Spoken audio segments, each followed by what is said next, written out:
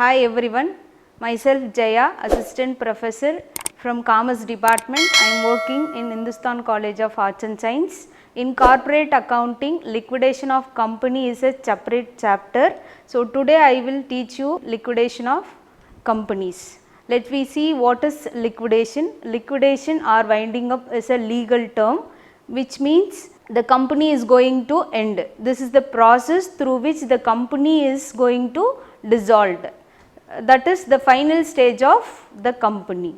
So at the time of liquidation there are two cases. When the company is insolvent, that means the company is not able to fulfill their liabilities, that means the company is not able to pay their debt, means the company is liquidated. And another one more case is the company is not insolvent. Not insolvent means if even though the company is well in the financial aspects, but they are not willing to continue their business, or they are willing to amalgamate with some other company, or they are going to start a new business. So that is why their company will be liquidated. So at the time of liquidation, the company will follow the legal procedures, like at the time they are starting the business, they need to follow legal procedure, like that they need to follow some legal procedure at the time of liquidation also. Then we will move on to modes of liquidation. There are three modes of liquidation. First one is compulsory winding up, second one is voluntary winding up, third one is under the supervision of court. So let us see what is compulsory winding up. So compulsory winding up means if the company is not able to pay their debts, so that time the company voluntarily, that means the company itself, they are compulsory liquidated. And then if they are not able to commence business within the 1 year, they are not start their business means, so that time this compulsory liquidation will happen. And then if they are not maintain the minimum numbers, that is if private company means they need to maintain minimum 2 members, if public company means they need to maintain 7 members. If they are failing to fulfill this condition, that time this compulsory winding up will happen.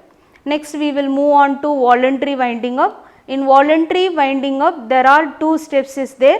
One is members voluntary winding up, another one is creditors voluntary winding up. So in members voluntary winding up, they are combined and then they will conduct one meeting. At the time of meeting they will pass some special resolution. So through that they will wind up, means they need to decide the company is going to end. So they will pass this voluntary winding up. Like that also creditor, they decide to wind up, means they will pass special resolution. So through that the company is going to end. So next we will move on to under the supervision of court. In some cases the company under the supervision of court, the liquidation will happen. So under supervision of liquidation means the company involved in any illegal activity, or they are involving any fraudulent activity, or they are acting against the legal procedure, or they are failing to submit the annual report for the past 5 years means, so this kind of winding up will happen. Okay. So this procedure will followed under the modes of liquidation. Next we will move on to next process, that is liquidator. Liquidator is a third party, is not directly related to the company, is not a member, is not a creditor, is not an employee of the company, is a third party, is a official person. This person will be appointed by the company at the time of liquidation. So at the time of liquidation, liquidator will be appointed and he entrusted with the following duties. So first he need to realize all the assets and liabilities of the company. So first step is he need to sell the assets of the company. So after selling all the assets, he need to settle all the liabilities. So if suppose any deficiency arising at the time of settling this liability, he need to call unpaid amount from the shareholders. So after settling all the liabilities, if suppose any surplus arising means, so that surplus amount will be distributed among the members. So finally the company name will be removed from the register of the company. So at the time of liquidation he will did this duties. So for doing this duties he will get some percentage of remuneration. So based on this, based on his work he will get some remuneration. So this is the process, this work done by the liquidator. Next we will move on to order of payment. So at the time of payment, that is the company liquidator is going to settle the liability. So at the time of settlement he need to follow some order of payment. That payment order is already prescribed. Okay, the amount received from the assets, that is at the time of liquidation, liquidator is going to realize all the assets. So all assets realized amount, through that amount the liquidator is going to settle the liability. First he need to settle the legal charges. At the time of liquidation the liquidator is going to settle legal charges. Next he move on to liquidator remuneration. So after paying legal charges he need to pay for liquidator remuneration. Then he move on to liquidation expenses. So at the time of liquidation they need to spend more expenses. So that expenses also he need to pay. So after paying this 3 expenses he will move on to preferential creditor. So after they will give the first preference for these 3 expenses, then he move on to preferential creditor. So after paying preferential creditor he will move on to debenture holders, that is secured creditors. Then after paying secured creditors, unsecured creditors he need to pay. So after paying all these liability, if he has surplus amount, that surplus amount will be distributed among the members of the company. And then next move on to liquidator's final statement. So after finishing, after doing this all work, he need to prepare liquidator's final statement. The main job of this time when he preparing the liquidator's final statement, he need to realize all the assets of the company, and then the purpose of this liquidator final statement is they will know about the receipts and payment of that company. It's like a simple cash book. When he realize the assets he need to enter in the debit side of that column, that is receipt side. After receiving, after realizing all the assets he need to pay all the liabilities of the company, that is under the payment column. So first we will move on to next format of liquidator's final statement.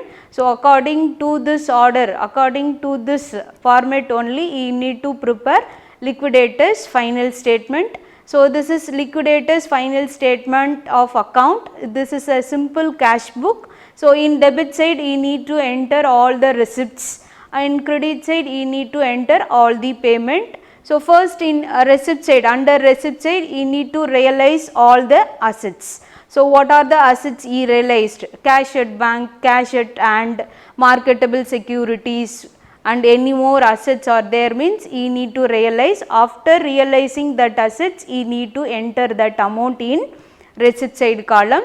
Then he move on to any surplus amount from the secured creditors. Okay, any secured creditors he realized, in that he get any surplus amount, that will be entered into the receipt side column.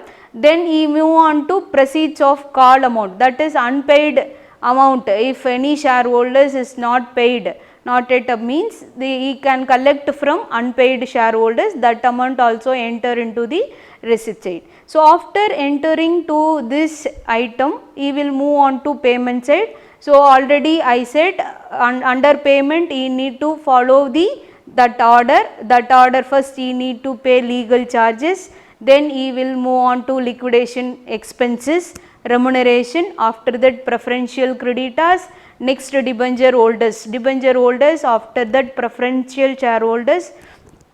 Any surplus amount means that amount will be distributed among the shareholders of the company. Okay, based on this he need to prepare the liquidator's final statement.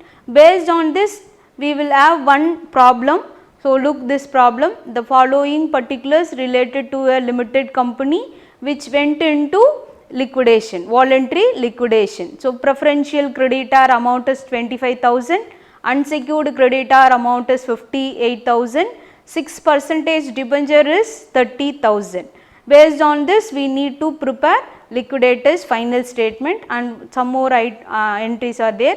The assets realized value, the total asset realized value is 80,000, then expenses of liquidation amount is 1,500, then liquidator remuneration was agreed 2.5% on the amount realized and 2% on the amount paid to unsecured creditors including preferential creditors. Now, we need to show the liquidator's final statement of account. Based on this, we need to work out. So, first we need to calculate, that is workings we need to work out. First we need to calculate calculation of remuneration. So, for liquidator remuneration, we need to calculate on preferential creditor, asset realized and then unsecured creditors. So, he realized that amount, for that we need to provide remuneration. Realized amount is 80,000. So, 80,000 into 2.5% we will get 2,000 remuneration, and then 2% on preferential creditors. So, preferential creditor value is 25,000, in that you need to calculate 2%, you will get 500 remuneration for as a preferential creditors realized amount, and then you need to calculate unsecured creditor remuneration also. So that we need to calculate available amount of unsecured creditors. So, amount available to unsecured creditor is from asset realized 80,000 less all the payment, all other payment we need to deduct. So, after deducting that payment, we have surplus, in that amount only available to unsecured creditors. Now, we have only 21,000, in the 21,000 we need to calculate 2%. So, 2% is the insufficient amount, we need to calculate 2 divided by 102. So, if suppose insufficient amount means we need to calculate like this. So, after calculating this unsecured remuneration also, we will move on to as per the format.